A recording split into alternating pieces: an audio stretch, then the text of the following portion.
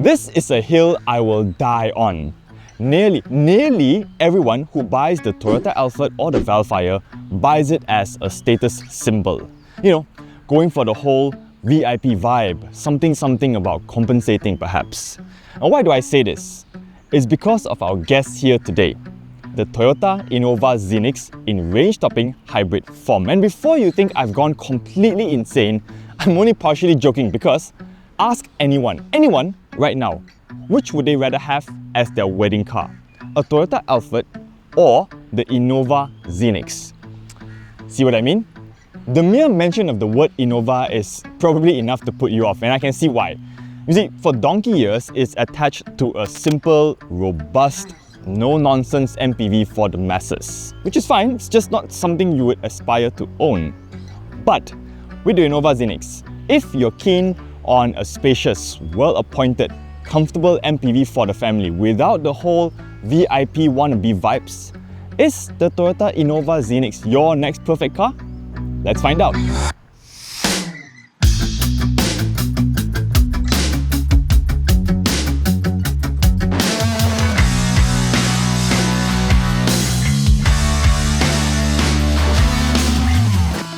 Okay, first off, the looks. Well, it looks like nothing like the Innova that we grew up with, and that's because, well, they're not really related at all.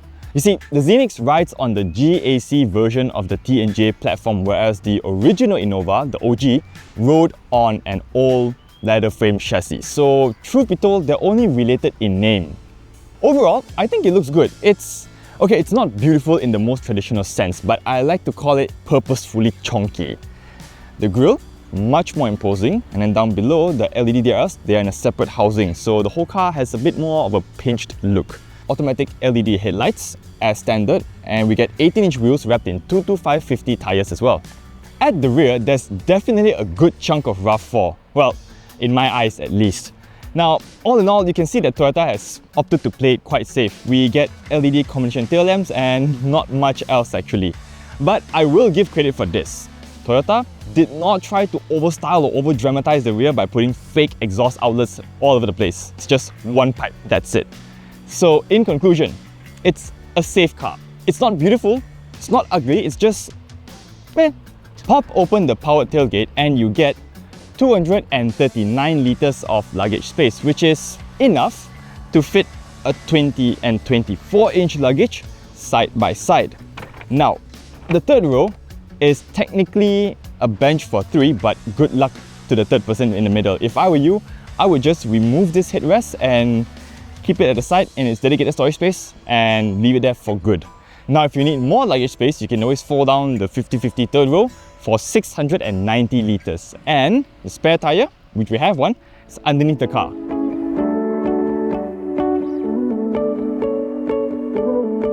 Stepping inside, and first impressions are, it's very utilitarian. There's no wow factor whatsoever, but it is an ultra easy layout to get used to and feels right at home for a practical, no-nonsense family car. Now, everything is very simple. It's just get in, adjust your powered seat, which is a nice touch by the way, get your steering adjustments right, tilt and telescopic, check your mirrors, and off you go. Although with that said, I wish they included memory settings because, you know, with this being a family car, it's bound to be driven by both mum and dad.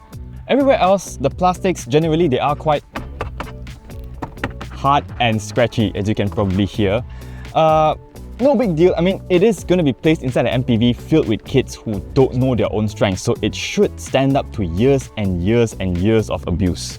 Now, getting comfortable is quite easy because you get in, the driving position is... It's a little bit offset, but it's not the end of the world, okay? It's streets ahead of the OG Innova, that's for sure. So, settle in, look ahead, and we get a 7-inch TFT display flanked by 2 analog dials. Is it clear and easy to read? Yes. Does it look as premium as a fully digital setup? Definitely not. And another thing that's not premium enough is definitely the video feed from the 360-degree camera. In this day and age, it's quite laughable. But with that said, Toyota has made some pretty good calls elsewhere, especially with this 10.1-inch touchscreen for the infotainment system. The layout is very clear, it's crisp, it's easy to use. We get wireless Apple CarPlay, wired Android Auto. All in all, it's a very simple system to get used to. And the best part about all of this is physical buttons for the audio and climate control. Yes! Then we come to storage space, and for a family MPV, I will be honest, things can be better. So okay, yes, the cutouts near the door handle is pretty deep. You can easily slide your entire card inside. The door bins can fit a half-liter water bottle, but we only get one USB-A port and one USB-C port in front, and then behind that it's just two cup holders, and that's about it. Over to the front passenger, okay, they get a 12-volt power socket and an exposed tray to stash their keys, wallets, maybe even a small pack of wet wipes. So that's not too bad. Then we get to the center armrest, and this is a bit of a mixed bag for me because, first of all, the hinge only opens on one side, so it's easy for the driver but pretty difficult for the front passenger to, put and remove stuff from it. Now, the good part about this is that, number one, it's very deep. You can easily fit a water bottle, as you can see, completely disappears. And the wireless charger is placed inside, and the way it's positioned is that your phone will sit upright, clamped by this little thingy-majig right there. Wireless Apple CarPlay with a wireless charger in a setup like this, match made in heaven. Seated at the back is where you can see the biggest difference between the hybrid and the non-hybrid version, besides the powertrain, of course.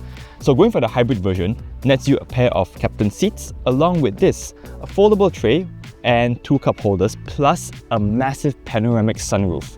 Now, is all of this worth an extra 40,000 ringgit? To me, if you want absolute comfort, then yes. Regular bench seats are nowhere near as comfortable as captain chairs, and the difference is huge, especially when you're traveling for hours. The sunroof, okay, that I can live without, but captain chairs, once you get used to it in MPV, it's very, very difficult to go back. For instance, with the front seat adjusted to my driving position, I'm 184 centimeters tall, and with the seat slid back quite a fair bit, I have three tennis balls worth of legroom and one and a bit tennis ball worth of headroom. So plenty of space. Now, one thing to note though is that because of the placement of the battery, you can't slide your feet underneath the front seat. But with legroom like this, who cares? As for amenities, as mentioned, we get a foldable tray with two cup holders. Then there's also aircon controls for a separate climate zone altogether. And then right below that, we've got two USB-C ports, and looking up, some little ambient lighting. It's not the best, but just to spruce up the atmosphere a little bit. Aircon vents for the second and the last row, very important. Now, as for storage spaces, so we've got the same deep cutouts by the door handle here. The door bins, once again, can store a half-liter water bottle. It's way more than enough room for other trinkets as well. Two seat pockets and one tapao hook right here. Then we step into the final row, and it's just no. Yes, you do get grab handles and aircon vents, and over at that corner there's a 12-volt power socket and a tray to put your phone and cup holders. Only kids and very, very short adults can sit back here comfortably.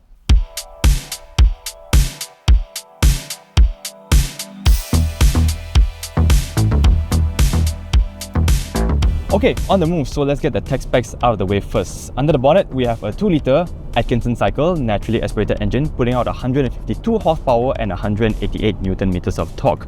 But pair that up with an electric motor, and you get a total output of 186 horsepower, with the electric motor putting out 206 Newton meters of torque. All this gets shoved to the front wheels via an eCVT. Now, there are a couple of drive modes to choose from. You've got normal, eco and power, and personally I would just leave it in normal because eco dulls the whole car way too much, and power, well, that's just gonna ruin the efficiency altogether. There's also an EV mode to run on pure electric power, but with a battery this small, it's really just for a spin around the block and that's it. Does it feel underpowered in town? Short answer, no, not really. I feel that it has enough power to survive cutthroat traffic. And another plus point is that the transition between the motor and the engine exchanging duties is barely noticeable. I mean, you might hear it if you are sitting still in traffic, but you'll barely feel it. Comfort-wise, it's a bit harsh if I'm being honest, especially if you hit potholes at city speeds. But I would rather put the blame to the low-profile tyres rather than how the whole car's been set up. Now, once you get up to highway speeds, that's where the ride really sorts itself out. It's pliant, it's still a bit on the firm side, but undulating roads don't induce that kind of bouncing sensations that you get from softer setups. Handling is not the best, if I'm being honest. I mean, it's an Innova, I can't expect much. But on the flip side, it's not exactly a wooden experience. You know, yes, there's a fair amount of body roll, but the steering does provide a degree of feedback, so it's not a totally wooden drive. Now, as for how to drive it, my best advice would be to drive it at 7/10. Then the ride is really sorted, it handles well within its limits, it's a very, very controlled car. Now, in terms of refinement, it's competitive, I would say. According to WapCar's own instrumental testing, we recorded 67 decibels, 67 decibels at 110 km/h. On to the safety kit. And in the Innova Zenix, we've got the Toyota Safety Sense 3.0 suite. So what exactly comes with it? Well, Toyota says that there's a new camera sensor for better forward detection and an upgraded radar for better sensitivity. Now, all of this brings a long list of safety features, and it's frankly quite long, so I'm just going to list them here right about now. Long list of features aside, how it feels to use them is more important. And to me, the most noticeable improvement is how organic the braking feels with the dynamic radar cruise control. Because you see, that's how I gauge how well calibrated an ADAS system is. In some cars, yes, they do brake, but it comes on a little bit too strong, a little bit too late. But not the case here.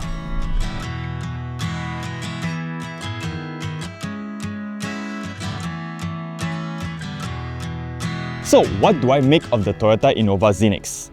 Well, okay, jokes aside about the cut price Vellfire, right? If you're seriously looking at a people mover with Toyota's famed reliability, hybrid efficiency, ease of use, and you can live without the glitz and glam, then yes, go for it. In fact, the only immediate downside is the lack of sliding doors, but the doors on the Zenix open at quite a large angle, so I guess it's not that bad. Then we come to the elephant in the room, the price tag. Yes, at 202,000 ringgit, it is quite substantial, but instead of balking at it, think of it as, again, like a Vellfire-lite with 200 grand off. Or better yet, if you don't mind the bench seat and you don't really care for fuel efficiency, then the non-hybrid version is around 40,000 ringgit off the hybrid. And those are just MPVs. If you are looking at 3-row SUVs, then my main competitor to this would be the Mazda CX-8 in 2.5 High Plus trim, because that one goes for just above 200 grand as well. So, which would I recommend then between the two? If you like driving, then go for the Mazda CX-8, it's a no-brainer. But if you want space and efficiency, then take the Innova Zenix Hybrid. That one is your next perfect car. And on that note, I think it's time we call it a day. Thank you so much for watching. Remember to like, comment, subscribe, every little bit of support, we appreciate it. And I'll see you guys in the next one. Drive safe and take care.